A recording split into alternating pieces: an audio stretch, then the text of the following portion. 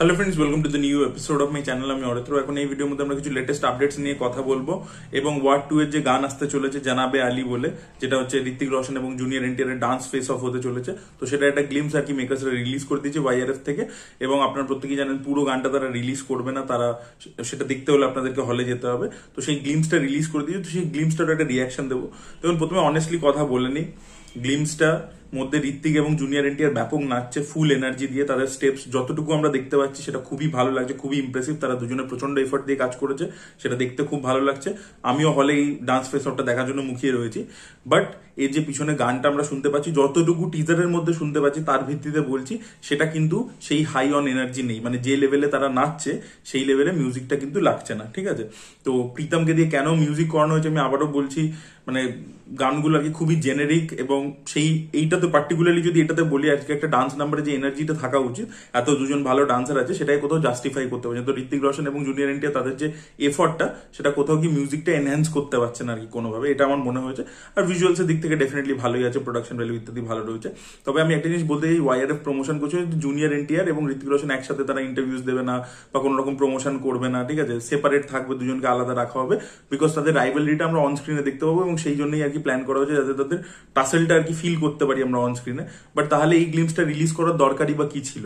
তার কারণ হচ্ছে যে গ্লিমসের মধ্যে আমরা দেখে বুঝতে পারছি যে এরা দুজন একটা টাইমে বন্ধু ছিল একসাথে। মানে যতই ডান্স ফেস অফ হোক, এদের মধ্যে যে একটা কেমিস্ট্রি, একটা বন্ডিং আছে, বন্ধুত্ব আছে, সেটা আমরা পরিষ্কার হয়ে যাচ্ছে। তার মানে ইদার এটা ফ্ল্যাশব্যাকের সং হবে, বা হয়তো সিনেমাটা যেখানে শেষ হচ্ছে যখন দুজনে এক হয়ে গেছে এবং কোনো একটা ভিলেন আছে। কারণ আমরা বুঝতেই পারছি যে আলটিমেটলি এদের দুজনে মিল হয়ে যাবে, জুনিয়র এনটিআর নেগেটিভ রোল করবে না আর কি, আউট অ্যান্ড আউট। এবং সেখানে গিয়ে কোথাও মিল হয়ে যাবে এবং দুজন মিলে একটা কোনো ভিলেনকে হারাবে। এবং তারপরে হয়তো এন্ডিং এই গানটা থাকতে পারে, বা হয়তো সিনেমার প্রথম দিকে থাকতে পারে।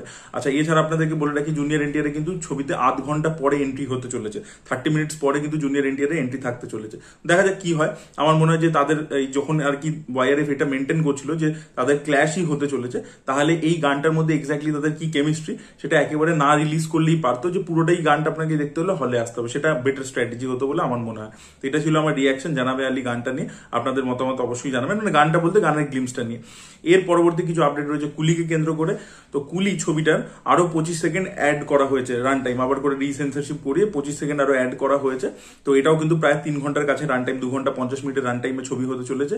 আর আপনাদেরকে বলে রাখি, এই ছবির মধ্যেও কিন্তু রজনীকান্তের যে ইন্ট্রোডাকশন, সেটাও কিন্তু প্রায় 40 মিনিট পরে হতে চলেছে। ইয়েস, তাকেও কিন্তু প্রথম ফ্রেম থেকে আমরা দেখতে পাবো, সেটা কিন্তু হবে না এই ছবিতে।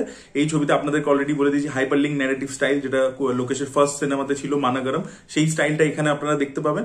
এবং তার সাথে রজনীকান্তের ইন্ট্রো কিন্তু 40 মিনিট পরে হতে চলেছে। ইয়েস, তো দেখা যাক। আর এছাড়া লোকেশ কানাডার রিসেন্ট একটা ইন্টারভিউতে এলসিইউ নিয়ে অনেকগুলো আপডেট দিয়েছে। এজেন্ট টিনা, সেই ক্যারেক্টারটার উপর সে একটা ওয়েব সিরিজ করতে চলেছে, বাট সেটা সে নিজে ডিরেক্ট করবে না, অন্য একজন ডিরেক্টর ডিরেক্ট করবে। বাট সে ওয়েট করছে যে বেঞ্চ বলে যে ছবিটা, সেটা কিরকম রিয়াকশন থাকে, বিকজ সেটা প্রথম এলসিইউর ছবি যেটা লোকেশ নিজে ডিরেক্ট করছে না। তো সেটা রেসপন্সটা দেখার জন্য সে অপেক্ষা করছে। তার পরবর্তীতে সেই ওয়েব সিরিজটা বানাবে। তাকে ইন্টারভিউতে এটাও জিজ্ঞেস করা হয় যে মাস্টার 2 এবং লিও 2 বিজয় ছাড়া অন্য কোনো অ্যাক্টরকে নিয়ে সে বানাতে চায় কিনা। তখন সে বলেছে না, মাস্টার 2 বা লিও 2 বা এলসিইউ কমপ্লিট হবে না বিজয়কে ছাড়া। তো আমি কখনোই বানাবো না এই দুটো ছবি, মানে বিজয় ছাড়া এটা কেউ করতেই পারবে না, এটা সে পরিষ্কার জানিয়ে দিয়েছে। আর এছাড়া ক্যাদি 2 এর ব্যাপারেও সে কয়েকটা আপডেট দিয়েছে। সব থেকে প্রথম যে আপডেটটা সে শেয়ার করেছে, সেটা হচ্ছে যে প্রথমে যখন সে ক্যাদি যখন বানিয়েছিল, তখন একটা সিকুয়েল প্ল্যান করে রেখেছিল, বাট তখন ইউনিভার্সের কোনো প্ল্যানিং ছিল না। তখন সে পার্ট 2টাতে ভেবেছিল যে ক্যাদির আর মানে এই যে দিল্লি যে ক্যারেক্টারটা, তার যে ব্যাক স্টোরিটা, সেই জেলে যখন ছিল ওই যে 10 বছর আগে, সেই গল্পটা দেখাবে। এবং তার সাথে এই যে ভিলেনের যে চরিত্রটা ছিল, মানে এই আমাদের কি বলে অর্জুন দাসের যে ভাইয়ের চরিত্রটা, তাকে সে বেরিয়ে আসার পরবর্তীতে কি করবে, মানে দিল্লি আর দিল্লির মেয়ের সাথে, সেটার একটা গল্প থাকতে চলেছে। তো এই দুটো আর কি টাইম লাইন দেখাবে সে পরিকল্পনা করেছিল। বাট এখন যখন ইউনিভার্স সে সৃষ্টি করে ফেলেছে, তার পরবর্তীতে সে কিন্তু আরো অন্য ক্যারেক্টার, বিক্রম ইউনিভার্স থেকে, তারপরে আমাদের এটা থেকে লিও যে ছবিটা, সেখান থেকে কিছু ক্যারেক্টার্স সে এবারে ইউজ করতে চলেছে। এবং এখন আর কি যে স্ক্রিপ্টটা যেখানে দাঁড়িয়েছে, সেটা আরো বেশি ইন্টারেস্টিং হয়ে গেছে। আগে যেটা সে ভেবে রেখেছিল তার থেকে অনেক বেশি ইন্টারেস্টিং হয়ে গেছে।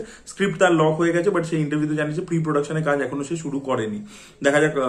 8 মাস পরে আমরা শুনেছিলাম যে কুলি রিলিজ হয়ে যাওয়ার 8 মাস পরবর্তীতে ক্যাদি 2 এর শুটিং শুরু হবে। তার মাঝখানে লোকেশ কানাডার প্ল্যানিং ইত্যাদি সবকিছু করবে। তো এই ছিল আর কি লোকেশ কানাডার যে আপকামিং এলসিইউ নিয়ে আপডেটস। এর পরবর্তীতে আমরা মুভ করবো কার্তিক আরিয়ানকে কেন্দ্র করে। তো কার্তিক আরিয়ান একটা অ্যাকশন ছবি করতে চলেছেন, যে ছবিটা প্রডিউস করবে টি সিরিজ এবং ছবিটা ডিরেক্ট করবে তামিল ডিরেক্টর রাজকুমার পেরিয়াসামি, যিনি একটা টাইমে এআর মুরুগাদাসকে অ্যাসিস্ট করতেন। রিসেন্টলি ছবি বানিয়েছিলেন আমারন, যেটা সুপার হিট হয়েছিল বক্স অফিসে। তো সে এটা ডিরেক্ট করতে চলেছে, এটা অ্যাকশন ফিল্ম হবে, কার্তিক আরিয়ান থাকবেন। আর এছাড়া অ্যান্টাগনিস্ট চরিত্রে আমরা অক্ষয় খান্নাকে এই ছবির মধ্যে দেখতে পেতে চলেছি। এর পরবর্তী আপডেট হচ্ছে অজিত কুমারকে কেন্দ্র করে। তো অজিত কুমারের আপকামিং ছবি AK-64, যেটা আবার তিনি আদিক রবিচন্দ্রনের সাথে করছেন। অজিত কুমার একবার কোনো ডিরেক্টরের সাথে কাজ করলে পরপর ব্যাক টু ব্যাক কাজ করে আর কি। তো যেহেতু গুড ব্যাড অ্যান্ড আগলি ছবিটা চলেছে, তাই জন্য আদিক রবিচন্দ্রনের সাথে আবারও কাজ করছেন অজিত কুমার, এবং এই ছবির অ্যানাউন্সমেন্ট নেক্সট উইকে আসতে চলেছে, এরকম একটা আপডেট উঠে আসছে। এর পরবর্তী আপডেট হচ্ছে থালাপতি বিজয়ের আপকামিং ছবি জননায়কনকে কেন্দ্র করে। তো এই ছবির অডিও লঞ্চ ইভেন্টটা মালয়েশিয়াতে হবে ডিসেম্বর মাসে, এবং জানুয়ারি মাসে পোঙ্গল উপলক্ষে ছবিটা মুক্তি পেতে চলেছে। তো লাস্ট টাইম আমরা বিজয়কে কুট্টি স্টোরি বলতে দেখতে পাবো, অডিও লঞ্চে এসেছে একটা পুরো কুট্টি স্টোরি বলে, একটা মোটিভেশনাল কথা বলে, তো সেটা লাস্ট টাইম আমরা দিতে দেখতে পাবো। ভিডিও পরবর্তী আপডেট হচ্ছে দৃশ্যম 3 কে কেন্দ্র করে। তো মেকার্সরা প্ল্যান করছে, মানে মালায়ালাম মেকার্সরা প্ল্যান করছে, মানে জিতু জোসেফ প্ল্যান করছে যে 25 সেপ্টেম্বর থেকে এই ছবি শুটিং শুরু করে দেবেন। ছবিটা প্রথমে ডিসেম্বরে হওয়ার কথা ছিল, তারপরে শোনা গেছিল প্রিপন্ড হয়ে যাবে, এখন শোনা যাচ্ছে সেপ্টেম্বর মাস থেকে তারা মাইট বি শুটিং শুরু করে দিতে পারে। ভিডিও পরবর্তী আপডেটটা হচ্ছে ডিরেক্টর শঙ্করের ছেলেকে কেন্দ্র করে, তার নাম হচ্ছে অরিজিৎ শঙ্কর। তো অরিজিৎ এবার ডেবিউ করতে চলেছে হিরো হিসেবে। প্যাশন স্টুডিওজ এই ছবিটাকে প্রডিউস করতে চলেছে, এবং এই ছবিটা ডিরেক্ট করবে অ্যাটলিডি, একজন অ্যাসিস্ট্যান্ট ডিরেক্টর, তিনি এই ছবিটা ডিরেক্ট করতে চলেছেন। তো দেখা যাক শঙ্করের ছেলের ডেবিউ কিরকম হয়। ভিডিও পরবর্তী আপডেটটা হচ্ছে নো এন্ট্রি 2 কে কেন্দ্র করে। তো এই ছবির মধ্যে অর্জুন কাপুর, বরুণ ধাবন এবং দিলজিৎ দোসাঞ্জ থাকার কথা ছিল। তারপরে মাঝে আপডেট উঠেছিল যে দিলজিৎ দোসাঞ্জকে তিনি ছবি থেকে সরে দাঁড়িয়েছেন ক্রিয়েটিভ কিছু ডিফারেন্সের জন্য। বাট এখন শোনা যাচ্ছে আবার দিলজিৎ দোসাঞ্জকে ফেরত আনা হয়েছে ইউনিভার্সের মধ্যে, মানে এই ফ্র্যাঞ্চাইজের মধ্যে। এবং আমার মনে হয় এটা খুবই ভালো ডিসিশন, বিকজ এই ছবিটাকে যদি পুল অফ করতে হয় তাহলে কিন্তু ভালো অ্যাক্টার্স লাগবে। অর্জুন কাপুর যেটা একেবারেই নয়, বরুণ ধাবন ভালো কমেডি করতে পারে এবং দিলজিৎ অসাধারণ কমেডি করতে পারে। তো তাদের অ্যাকচুয়ালি দরকার পুল অফ করবার জন্য। তো দেখা যাক তো দিলজিতের কিরকম রোল থাকে। But Diljit Dosanjh no entry 2 তে ফেরত এসেছে। এর পরবর্তী আপডেটটা হচ্ছে বিশাল ভারদ্বাজের আপকামিং ছবি রোমিওকে কেন্দ্র করে, যেটা তিনি শাহিদ কাপুরের সাথে করছেন, তৃপ্তি দেবীর হিরোইন। তো সেই ছবির মধ্যে একটা ইম্পর্টেন্ট ক্যারেক্টারে তামান্না ভাটিয়াকে আমরা দেখতে পেতে চলেছি, এরকম একটা আপডেট উঠে আসছে। So this by the update guys. আপনাদের কি বক্তব্য অবশ্যই কমেন্টে জানাবেন। এই ভিডিওটা ভালো লেগে থাকলে লাইক করুন, শেয়ার করুন, চ্যানেলটি সাবস্ক্রাইব করতে ভুলবেন না। বাই।